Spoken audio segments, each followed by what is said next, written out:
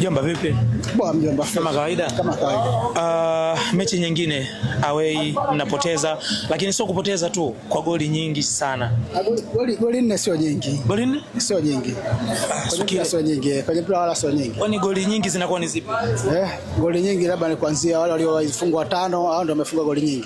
Mbona wao wamefunga goli 5? Vipi? Si ndio hivyo ndio mpira? Simba wamefunga goli 5. Washafunga goli 5.